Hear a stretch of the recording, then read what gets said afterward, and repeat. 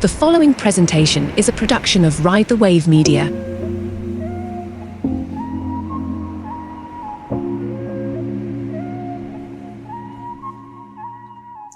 Hi, welcome to the inner workings of the not-so-genius mind, diving deep into the ordinary mind to uncover extraordinary insights. I'm your host, Amanda McCombs. Our goal is to bring light to the shadows, laughter to the tears, and a sense of community to all those who tune in. Please share, like, and subscribe through your preferred podcast platform. You can find me at Not So Genius on Instagram. You probably have no idea who I am, but hang out for a while and you're going to get a very good look at what has happened along the way to make me who I am. The love that grew from the ashes and the resilience it can take to be alive today. I am Mrs. Daybreak from the Mrs. Utah America program. I went from hardly being able to walk straight to dancing in 6-inch heels on a stage. And I really had no idea where to start with this story. I mean, how can I even begin to untangle what brought me to where I am now? There is a lot of heartbreak and a lot of trauma and resilience and compassion, and somehow I still made it. I made it through.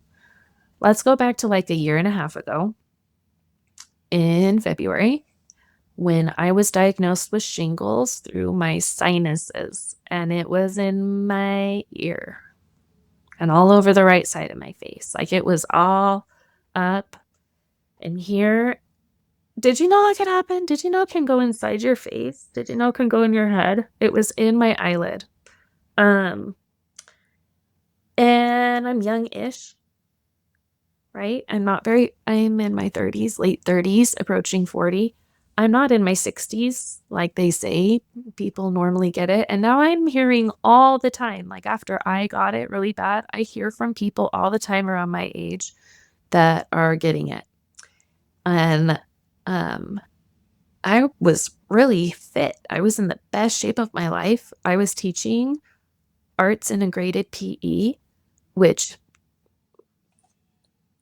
I loved it a lot. That was one of my favorite things I did, actually. But once the shingles went through, I couldn't see or hear. I was totally down. So I got some articles for you. Healthline says that shingles is a rash that usually appears on one side of the chest and back. It can also develop on the side of the face and around the eye.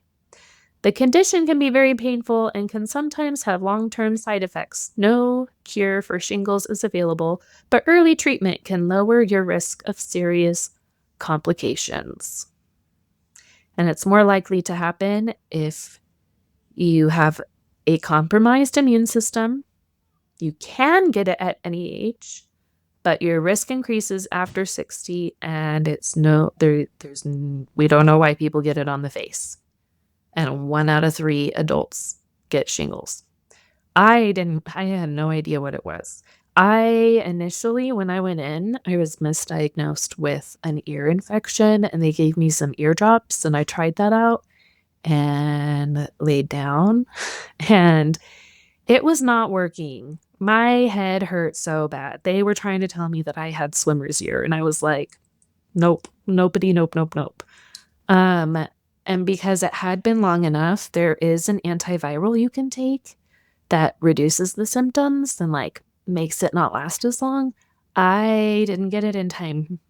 It has to be given within 3 days to keep someone from having any long-term or permanent damage. And to this day, all this part of my face, my eye, and all down my nose and all along here, and even in parts of the back of my head, I can't feel. And I have I looked it up. It's postherpic neuralgia, PHN. I'm totally saying that wrong. It's damage to the nerves that can cause tingling, burning, pain, and other symptoms for months or years after the infection. And some people have constant pain, while other people have it like come and go over the years. And that is what's happening in my face, behind my eyeball, and in my sinuses. And I'm still dealing with it. And probably like anytime I ask any doctor about symptoms and how long it takes, they're like, oh, every case is different. We have no idea. So also when I had shingles, it's not like I could put like all the creams that you can do on your face. It was awful, you guys. It was so hard to deal with. I couldn't even hear the sound of my own breathing without crying in pain. So like I have kids, I have animals, I have my husband, I'm supposed to teach. I love music.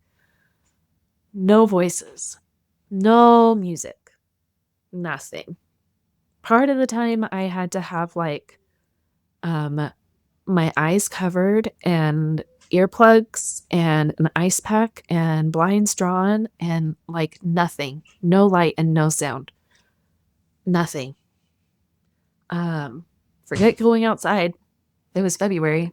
The sun reflecting off of the snow was awful. I needed noise canceling headphones. I needed sunglasses. Like if I had to ride somewhere in the car, my husband was so sweet. He went and got me a sleep mask so that I could put it on while we were driving in the car. And like I had eye patches.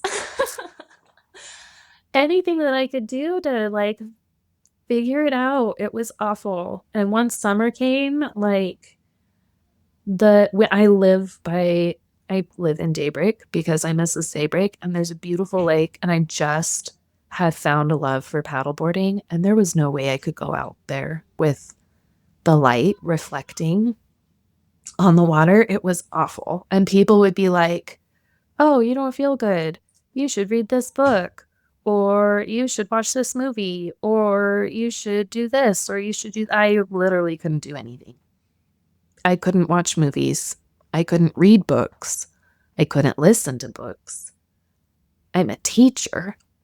My husband tried to take me to a restaurant for my birthday, and I snacked on a fruit tart inside because the restaurant was too loud. That's what I did for my birthday treat. It was too loud. And I still wanted to go back to work. The kids, when I was teaching PE, they would just call me coach, and some of them still do. I teach first grade now, but I came back as the visual art teacher that had to wear a hat inside and sunglasses. But somehow I was able to find life in the madness, and when I lost my balance, I was able to find others that could catch me. Like literally. My husband would hold my hand and guide me through it all. He picked up so much slack. And I knew he was just as scared as I was. I knew he hated seeing me go through this. And he just felt so totally helpless, but he took care of everything. And he took care of me the best that he could. He drove the kids to all their lessons. He drove to school. He drove everywhere. I couldn't drive. Are you kidding me? That wasn't going to happen. And that was for months and months and months. And somehow I was still able to find joy. My priorities changed when I couldn't take in the world around me at my leisure. Now I can see and hear again. And I am never taking that for granted. Holy smokes. After like a year and a half of battling awful pain, I can actually read books. Yes. And I can see outside. I don't always have to wear sunglasses. Why is that so exciting? I don't know, but it really is. I felt the world like had been taken away from me one piece at a time. And now I'm taking it all back in again. And I'm taking in like every little moment, and I'm able to like be where I'm at and be happy with where I am and be thankful to even be alive. My life is now defined by what it was like before shingles and after shingles. And you guys, the world it's such a beautiful place. I am so glad that I'm at a place I can take it in again.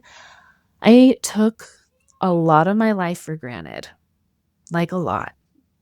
And I really had a lot of time to evaluate and process a lot of traumas that I had gone through in my life before I got shingles.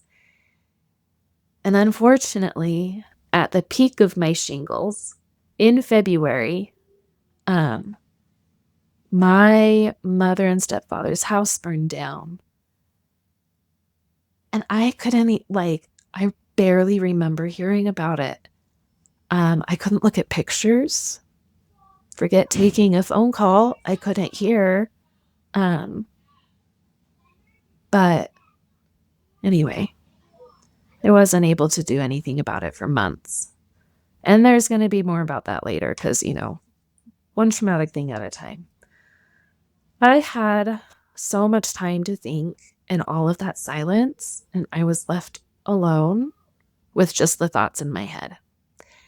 I had to rethink about my life. Like, did I do this to myself? Is this a punishment? Why me? Is this a curse? Am I even going to make it? I didn't even want to be here. I didn't want to be going through the pain that I had in my head, and nobody could see, nobody could understand. I had already been working with a therapist, but this was like being forced to internally reflect and change. So here I am over a year later, and I'm doing my best to live life to the fullest, and I'm wanting to live life to find joy and do things that make me happy. I had to start taking care of myself. I was walking with a cane, like literally couldn't walk straight. And here's the question. How do I go from not being able to see, hear, or walk straight, thanks to shingles, to walking and dancing in 6-inch heels on stage? Who in their right mind would sign up for a beauty pageant knowing that they're a hot mess, battling internal demons still with whatever weapons and tools they have? I think the literal words to the people I signed up with were along the lines of, I would need a lot of work to be in a beauty pageant. But guess what? I did it. And it was so healing. And I am thankful for all the friends I made and the whole experience. The pageant gave me some kind of superpower or something. I'm more confident and I can see my value. And honestly, I kind of figured out what it really means to be empowered. They talk about empowerment all the time in beauty pageants, but I was surrounded by empowerment and I finally get it now. And I'm ready. Guys, we are going to do so much talking. We're going to talk about all the feels and we're going to let it all out. And some of us might cry. Apparently I cry a lot now. That's new because I'm feeling things I wasn't really letting myself feel before. But anyway, if you stuck around, thank you for coming to the inner workings of the not so genius mind. Tune in to the next episode and find out what happens next time. I don't know. We'll see where this goes.